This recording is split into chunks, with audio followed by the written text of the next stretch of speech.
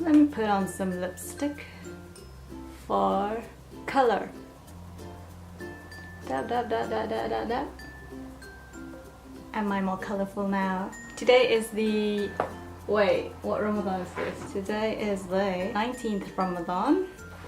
So, you may know that I've just went traveling. I thought I might talk about my experience traveling whilst on a vegan diet and fasting. Two very difficult challenges for some people, but if I can do it, you can. First of all, before you actually go on traveling, you would want to have the right mindset. You know that it's probably not going to be the easiest of times. Just like anything else that you want to prepare for, you would have to have a right mindset to think positively, but also expect any negative things that would come out of it. You would have to predict the pros and cons and write them down if that makes it easy for you. Yeah, think about why you're actually traveling. For me, it was just to expand my horizons and hang out with my best friend and just gain more experience and see all those historical buildings. Basically, my main reason to travel was not to go and find vegan food or anything like that,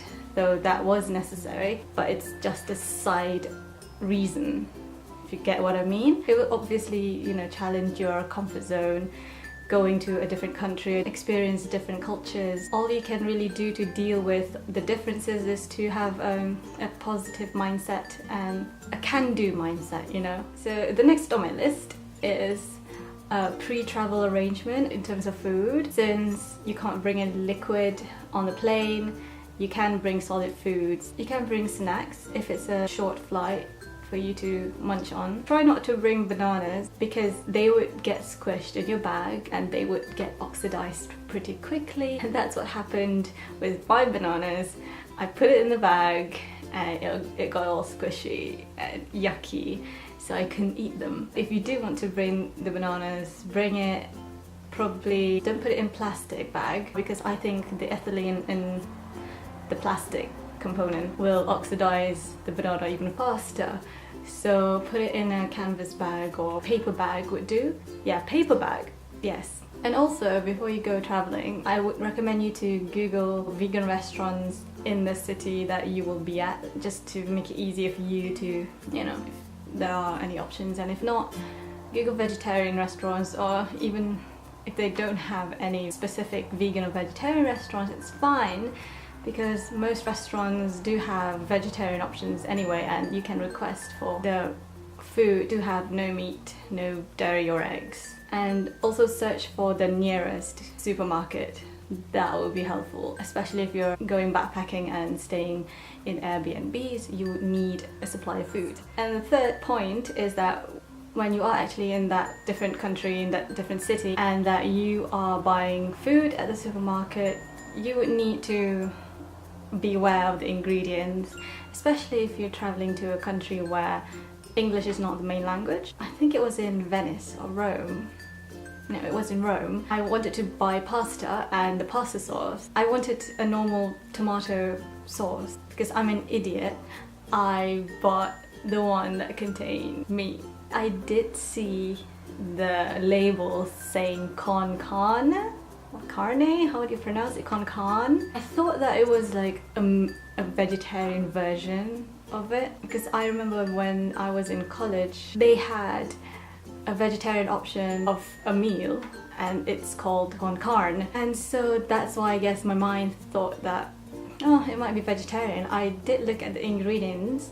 Yeah, speaking of the ingredients, if it's in another language you would have to Google translate them beforehand.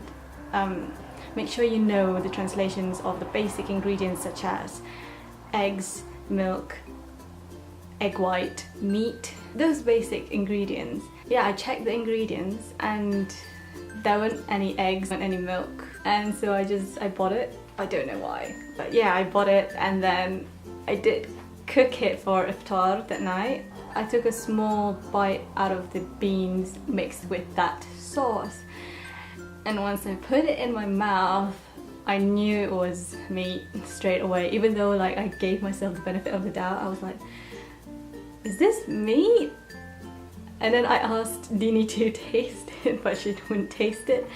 And yeah, it tasted like bolognese, basically like spaghetti bolognese. That day was just tiring. I was hungry. When I ate that sauce, I just broke down, but not in a soppy way. It's just very like a frustrated kind of breaking down kind of way. First, okay, it's meat. Hello, it's meat. I'm committed not to eat meat, to have it in my mouth, and just the taste is just, I don't know, I was repulsed at the taste, having not eaten meat for more than 6 months. It was just, yeah, and it was just good. I don't know, it's just, and it's not halal.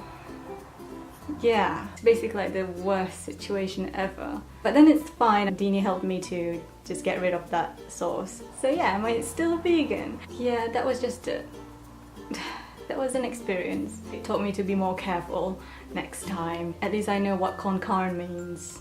Concarne. Good to let that all out.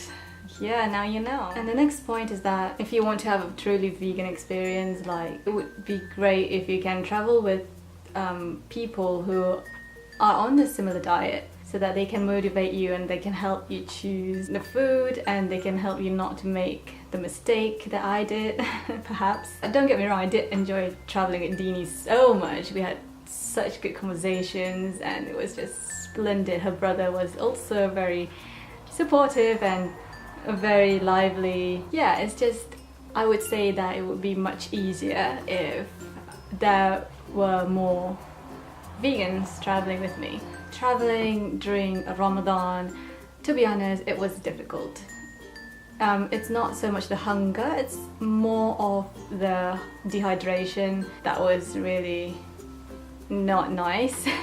Just don't push yourself. If you can't walk for long periods of time whilst fasting, just don't do it. Know where to stop, basically. Know where you're going and plan the day very well. For me, it was bearable because I had my friends to cheer me up whenever I feel like giving up. I think, yeah, that's all for now.